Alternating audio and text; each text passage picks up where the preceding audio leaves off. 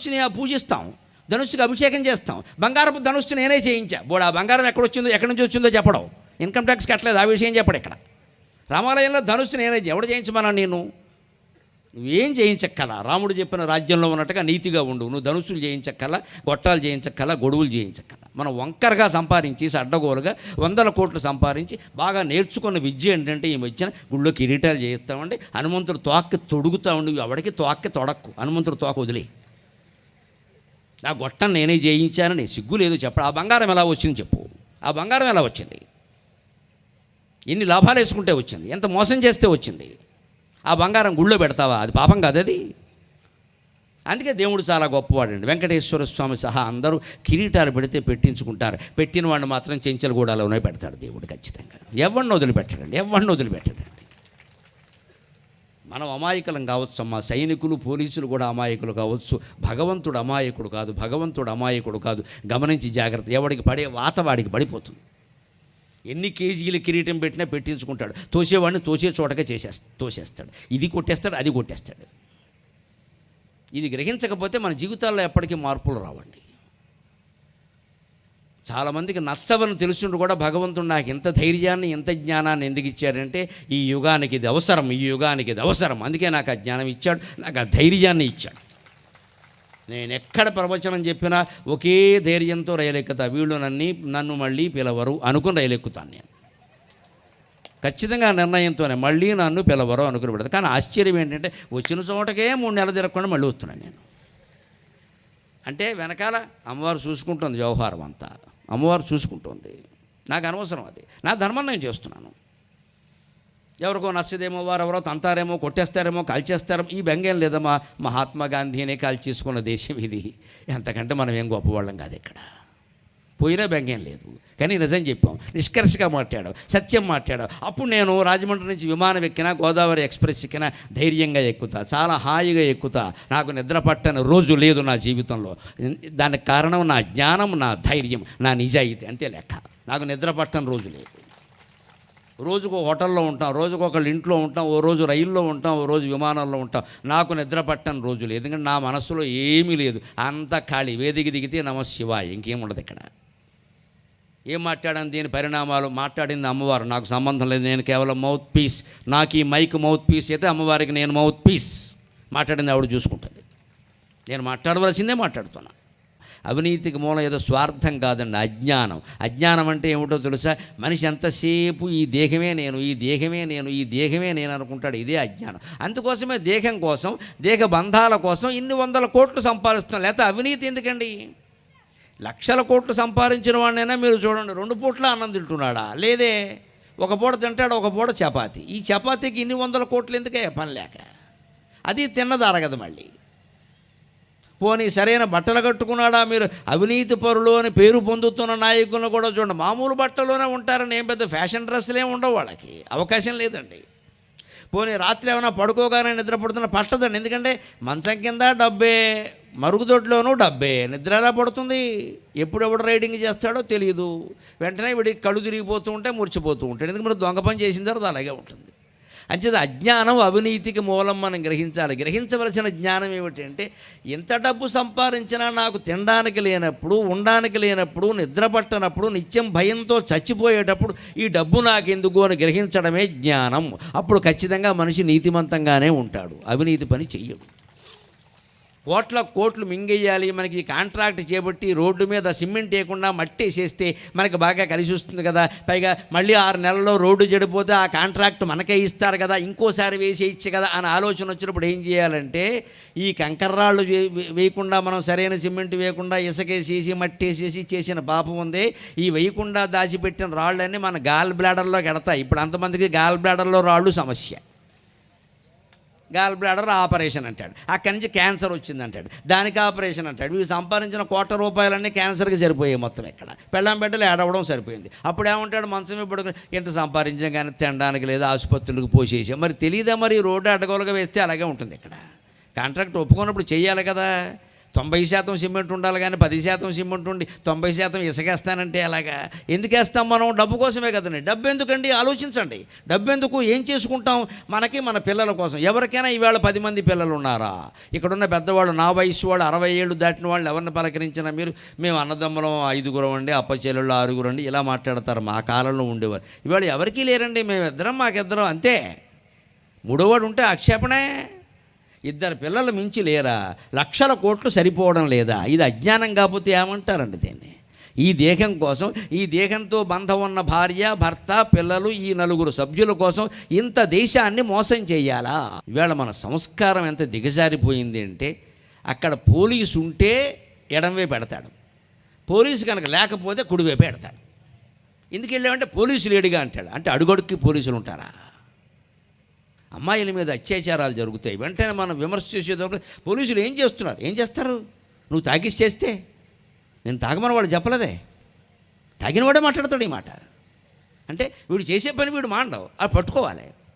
దొంగ తాను చేసే దొంగతనానికి సిగ్గుపడకుండా నన్ను పట్టుకోకపోవడం పోలీసు తప్పు అంటే ఈ భాషకు వ్యాఖ్యానం ఎవరు చేస్తారండి? నువ్వు ముందు నీ పనికి నువ్వు సిగ్గుపడాలా వద్దా? ఆయన పట్టుకోకపోవడం పక్కనట్టు. ఇన్ని వేల మంది ఇక్కడ కూర్చున్నారు. మీరు పోలీసులు 1000 మంది ఉండరండి, 100 మంది కూడా ఉండరండి. ఈవేళ కూడా 10 మందో 15 మందో ఉండుంటారు. ఎలా కాపాడుతారండి ఎవరైనా? ఇవాళకి ఏమైనా దివ్యశక్తులు ఏమైనా ఉన్నాయా? మనం క్రమశిక్షణగా ఉండాలి, మనం పద్ధతిగా ఉండాలి. ఏదైనా జరిగితే వాళ్ళు వస్తారు. మనం చేసే వంకర పనులన్నీ చేసేసి పోలీసులు లేరు సమయానికి ఎక్కడ ఎన్ని చోట్ల ఉంటారు? వరుణ శ్రీ మహావిష్ణువు దశావతారాల ఎక్కడ పడితే అక్కడ అవతరించడానికి. వాళ్ళ కష్ట సుఖాలను కూడా మనం అర్థం చేసుకోవాలి బాగా. పోలీసులు ఇవాళ పోలీస్ శాఖలో అందుకే వచ్చిన గొప్ప మార్పులు 2 రాష్ట్రాల్లో కూడా నేను చూస్తున్నాను. మిత్రమండలి కింద ఉండే ప్రయత్నం కూడా జరుగుతుంది. మనకు దాని గురించి 4 మాటలు చెప్పడం, ఇది మేము మీ మిత్రులమయ్యా, మేము శత్రువులేం కాదు, మిమ్మల్ని కాపాడడం కోసం మేము ఉన్నాం, మీ మీద పెత్తనం చేయడానికి కాదు. మనం కూడా అర్థం చేసుకోవాలి ఆ విషయం. మన ఒక వ్యక్తిగత స్వేచ్ఛ మొత్తం దేశ రక్షణ కంటే ఎక్కువ. మేము హైదరాబాద్లో చూస్తూ ఉంటామండి, డ్రంక్ అండ్ డ్రైవ్ ఎంత దరిద్రంగా తయారైందో తెలిసే పరిస్థితి. నిన్నగాక మొన్న జరిగిందండి, ఒకే రోజు 3 ప్రమాదాలు, ఒకే రోజు 2 గంటల్లో. ఏం చేస్తారమ్మా పోలీసులు? చివరికి ఆడవాళ్ళు కూడా మొదలెట్టారమ్మా, నమఃశివాయ నమఃశివాయ నమఃశివాయ. అందుకే నేను పల్లెటూళ్ళలో మహిళలను చూస్తే నమస్కారం పెడతా. మీకు దుర్వ్యసనాలు ఉండే అవకాశాలు చాలా తక్కువ. పట్టణాలకు రాక వచ్చి చెడిపోకండి అమ్మ. హైదరాబాద్ అసలే రాకండి, పని లేదు మీకు ఇక్కడ. పట్టణాల్లో పరిస్థితులు వేరుగా ఉన్నాయండి. మగాడు తాగితే మేము తాగకూడదా? మగాడు తిరిగితే మేము తిరగకూడదా? ఇదా స్వేచ్ఛ? కనీసం ఇదివరకు సగం జాతి మీద అందరికీ నమ్మకం ఉండేది. మహిళలు చెడిపోరు, మహిళలు తాగరు, మహిళలు సిగరెట్లు కాల్చరు, ఇవన్నీ ఉండేవండి. ఇప్పుడు అవి ఏం లేకుండా పోయే. మొత్తం అంత సమానం. దేంట్లో? చెడిపోవడంలో, బాగుపడడంలో కాదు. చదువులు ఉద్యోగాలు సమానమైతే పర్వాలేదండి, తాగడంలో సమానమా? ఒక పోలీసు ఒక ప్రసిద్ధ కుటుంబానికి చెందినటువంటి అమ్మాయిని డ్రంక్ అండ్ డ్రైవ్లో పట్టుకుంటే మా నాన్న ఎవరో తెలుసా అందండి. మన్నాడు పేపర్లో వచ్చింది. నేను పేర్లు చెప్పడంలా కావాలని, ఎందుకంటే మంచి ఉంటే మైకులో చెప్పమన్నారు, చెడు ఉంటే చెవిలో చెప్పమన్నారు. కానీ చెప్పాలి విషయం. పోలీసు ప్రశ్నిస్తే ఏమిటమ్మా తాగి నడుపుతున్నావు అంటే, మా నాన్న ఎవరో తెలుసా? నువ్వెందుకు తాగావని అడుగుతా, మా నాన్న ఎవరు అంటావు? బుద్ధి ఉందా నీకు అంటే రికమెండేషన్. మా నాన్న అంత పెద్దవాడు కాబట్టి నన్ను వదిలేయి. పైగా రోడ్డు మీద అమ్మాయి పెద్ద గొడవ, పోలీసులు కొట్టినంత పనిచేసింది. ఈ స్థితిలో మహిళలు పురుషులు అందరూ మొత్తం పోలీసుల మీద తిరగబడుతూ రకరకాలుగా మాట్లాడితే, ఒకవేళ వాళ్ళు ఏదైనా లాఠీతో దెబ్బ కానీ వెంటనే వాళ్ళకి ఫోన్, మా వాడిని వదిలేయి, అందరిని వదిలేస్తామా? ఈ దేశాన్ని వదిలేయండి. అందుకే నేను మొహమాటం లేకుండా భగవత్పాదాల సాక్షిగా చెబుతున్నా, ఇప్పటికీ రాజకీయ నాయకులు కల్పించుకుని ఫోన్లు చేయకుండా ఉంటే ఐఏఎస్ ఐపీఎస్ అధికారులు చాలా చక్కగా పరిపాలన చేస్తారు, చాలా చక్కగా చేస్తారు. ఉండొచ్చండి 10% వాళ్ళలో కూడా పొరపాటు మనుషులు. మనలో లేరా అండి? మనలో లేరా? వాళ్ళేనా? ఎందులో లేరు? ఆకుకూరల వాడిని బుట్ట తీసి దులపవయ్యా అంటే అందులో 10% పనికిమాలిన కూర ఉంటుందమ్మా. 90% బాగుంటే చాలు కదా. ఒకరున్నారు ఇద్దరున్నారని మాట్లాడద్దండి. మనం ఏం చేస్తున్నాం ఇక్కడ, అది ఆలోచిస్తే అర్థమవుతుంది. ఇక్కడ అసలు తాగడమే తప్పు అన్నప్పుడు తాగి నడిపామా? తాగడమే తప్పు అన్నప్పుడు తాగడంతో చేసిన ఏ పనైనా తప్పే. దాని గురించి ఎవరు అడగకూడదా? నీ మూతి దగ్గర ముక్కు దగ్గర ఏం పెట్టకూడదా? నువ్వు దానికి రికమెండేషన్ చెబుతావా? వాళ్ళ అబ్బాయిని వీళ్ళ మేనల్లుండి అంటాను. పొరపాటున ఏమైనా లాఠీ జడిపిస్తే వెంటనే పోలీసులు దుశ్చర్యలు, ప్రజలపై ప్రతాపం. దుశ్చర్య ఏమిటండి? ఇది లాఠీ వాళ్ళకి ఇచ్చింది ఎందుకండి? లాఠీకి దండం పెట్టుకుని అభిషేకం చేయడానికే, చెదగొట్టడానికే ఇచ్చారు. దాన్ని ఉపయోగించకపోతే లాఠీ ఎందుకంటే పని లేక. తుపాకీ వాడకపోతే సైనికుడి దగ్గర తుపాకీ ఎందుకండి? తల కింద పెట్టుకు పడుకోవడానికే. అలా పెట్టుకుంటే ప్రమాదవశాత్తు పేలుతుంది, ఆయన పోతాడు. కాల్చవలసిన వాడిని కాల్చడానికే తుపాకీ, కొట్టవలసిన వాడిని కొట్టడానికే లాఠీ. నా దృష్టిలో లాఠీ అంటే కనకదుర్గాదేవి చేతుల్లో ఆయుధం. దాన్ని గౌరవించండి, దాన్ని గౌరవించండి. అమ్మవారి చేతుల్లో ఆయుధాలు ఎందుకు ఉన్నాయండి? దేవతల చేతుల్లో, దేవతల అహింసామూర్తులు కదా, ఆలోచించండి. రాముడి చేతుల్లో ధనుస్సు ఎందుకండి? అందుకే పోలీసు చేతుల్లో లాఠీ. అత్తాకోడళ్ళ తగలదారే అసెంబ్లీలో కూడా జరుగుతున్నాయి. అవి వేరు ఇవి వేరు కాదు. వాళ్ళందరినీ మనమే ఇక్కడ బాగా పెంచి పోషించి అక్కడికి పంపించాం. అరవండరా అబ్బాయిని వాళ్ళు అరుస్తున్నారు అక్కడ. ఇక్కడ లేని అరుపులు అక్కడ ఎందుకు వస్తాయండి? వాళ్ళ ఇళ్లలో ఏ తగాదాలు చూశారో, ఏ గొడవలు పడ్డారో, ఒక చిన్న ఆధిపత్యం కోసం కొట్లాట ఎలా జరిగిందో అసెంబ్లీలోనూ అలాగే జరుగుతుంది. ఎప్పుడూ అలాగే జరిగింది, ఇప్పుడు అలాగే జరుగుతుంది. ఇక ముందు అంతే మనం మేల్కొనకపోతే. అంచేది అసెంబ్లీ రోగానికి వైద్యం ఎక్కడ జరగాలి అంటే అందరి ఇళ్లల్లో జరగాలి, ఇళ్లల్లో జరగాలి, ఇళ్లల్లో మార్పు రావాలి. ఓ చిన్న ప్రసాదం పంచిపెట్టడానికో, ఇంటికి వచ్చిన వాడికి ముష్టి వేయడానికో అత్తాకోడళ్ళు ఇద్దరూ దెబ్బలాడుకున్నారు అంటే ఈ ఆధిపత్య పోరాటం ఎటువంటిదో, ముఖ్యమంత్రి పదవి కోసమో మంత్రి పదవి కోసమో ఇద్దరు నాయకులు దెబ్బలాడుకుంటున్నారంటే ఆ ఆధిపత్య పోరాటం కూడా అటువంటిది. తేడా ఏం లేదు ఇక్కడ. దానివల్ల ఆనందము ఒకటే, అది పోతే కలిగే దుఃఖము ఒకటే. ఇందులో అనుమానం ఏం లేదండి, ఇందులో సందేహించాల్సింది ఏం లేదు. ముందు ఇక్కడ మందు వెయ్యాలి మనం. మన మనస్సులో ఎందుకు ఇంకోడిని మించిపోవాలనే కాంక్ష కలుగుతోంది అసలు. చెప్పడం లేదమ్మా, నన్ను మన్నించండి. మహిళలు మారితే ప్రపంచం అంతా మారుతుంది. మహిళల ముందు దేశభక్తిని పిల్లలకి నూరు పోస్తే దేశం చాలా బాగుంటుంది, దేశం చాలా బాగుంటుంది. ఈ సభకి వచ్చిన మహిళలందరినీ నా మాతృస్వరూపంగా భావించి నమస్కారం పెట్టి కోరుతున్నా. పిల్లలకి సైనికుల గురించి చెప్పండి, పిల్లలకి సైనికుల గురించి చెప్పండి, పిల్లలకి రైతుల ప్రాధాన్యం గురించి చెప్పండి. మట్టి పిసుక్కునేవాడికి నా కూతురు ఎవరైనా వంకర మాటలు మాట్లాడకండి అమ్మా. మట్టి పిసుక్కున్నవాడికి ఇవ్వకుండా ఇంకోటికి ఇస్తే పీక పిసికేస్తాడమ్మా, జాగ్రత్త. మట్టి పిసకడమే నయం. పీక పిసికేవాడి కంటే మట్టి పిసికేవాడు చాలా మంచివాడు. అమెరికాకి, ఆస్ట్రేలియాకి పంపిస్తున్నాం అమ్మాయిలను సంబంధాలు ఇచ్చి. వాడు విమానం దిగితే చాలు, ఏమిటో ఒక విమానంలోంచి అదో లగేజీ కూడా దిగుతుంది, వీడు కూడా దిగాడు. పెద్ద విషయం కాదు ఇక్కడ. అంతే, మా అల్లుడు విమానం ఎక్కాడు, మా అమ్ముడు విమానం ఎక్కాడు. వాడు అమ్మాయిని పాడెక్కించేస్తాడమ్మా. ఎక్కడెక్కడో ఎంత దూరం అయితే అంత గొప్ప, ఎంత డబ్బు ఉంటే అంత గొప్ప, ఎంత పదవి ఉంటే అంత గొప్ప అని ఆలోచిస్తున్నాం. కానీ మన ఊళ్ళోనే మనకు హాయిగా బంధువర్గంలోనే 10 ఎకరాల పొలం ఉన్న కుర్రాడు ఉన్నాడు కదా, మంచి చాకులో ఉన్నాడు, గుణపల్లా ఉన్నాడు. పుట్టే పిల్లలు కూడా గుణపల్లాగే ఉంటారని వాడికి ఇవ్వాలి మా పిల్లని తీసుకెళ్ళి. ఎందుకంటే వాడు శుభ్రంగా మినపరొట్టు తింటాడు, తేనె వేసుకొని తింటాడు, జొన్న రొట్టు కూడా తింటాడు, సంగటి అందులో నంచుకుంటాడు, రాగి సంగటి, శుభ్రంగా బలంగా ఉంటాడు. బలంగా ఉండేవాడికి పిల్లనిస్తావా? బలంగా తోసేసేవాడికి పిల్లనిస్తావా? అమ్మేసేవాడికి. శరీర బలం చూడాలి, ఆత్మబలం చూడాలి, మనోబలం చూడాలి, అప్పుడు పిల్లనివ్వాలి. డబ్బును కాదు చూడాల్సింది. ఇవాళ అదేమీ లేదండి. సాఫ్ట్వేరేనా, ప్యాకేజీ ఎంత, ప్యాకేజీయే, దాని కింద చాలా లీకేజీ ఉంటుంది. ఎన్ని లక్షల ప్యాకేజీ ఉంటే అంత గొప్ప. కానీ సాఫ్ట్వేర్ ఉద్యోగస్తుల్లో చాలామందికి పిల్లలు కలగడం లేదు. గమనింతురుగాక, గమనింతురుగాక, గమనింతురుగాక. నా పిల్లలుగానే భావించి చెబుతున్నా. వారికి కూడా విపరీతమైన ఒత్తిడికి లోనవుతున్నారు. కూర్చున్న చోటు నుంచి లేవడానికి వీల్లేదమ్మా. అందులో ఇవాళ వర్క్ ఫ్రమ్ హోమ్ వచ్చిన తర్వాత మరీ దారుణంగా ఉంది పరిస్థితి. రోజంతా అలా కూర్చోవడమే, రోజంతా అలా కూర్చోవడమే. పైగా ఈవేళ పత్రికల్లో మీరు చూసుంటారు, అలా రోజంతా కూర్చోవడం వల్ల ఒళ్ళు లావెక్కిపోయింది, మళ్ళీ దానికి సైకిల్ దొక్కుతాట.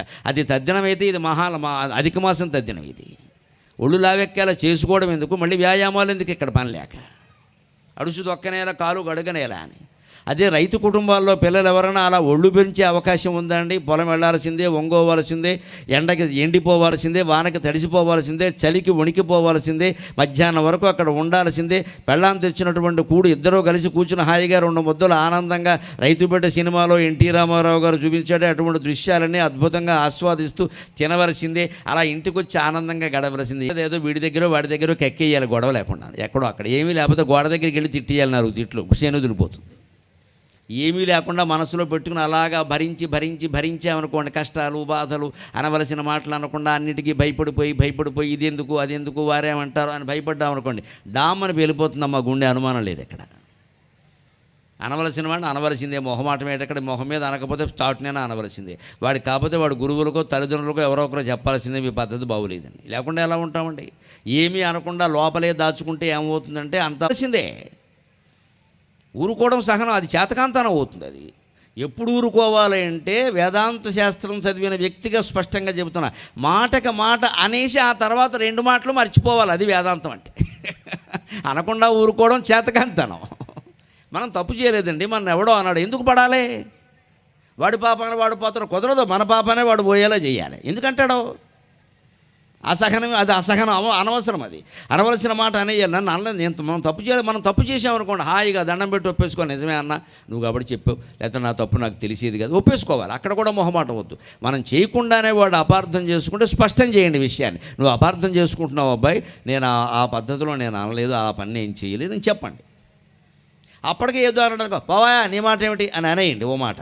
ఎప్పుడు ప్రశాంతంగా ఉండాలి అంటే వాడన్నమాట మనమన్నమాట 2 మర్చిపోయి మనసులో నమశివాయ నమశివాయ నమశివాయ, అది ప్రశాంతత.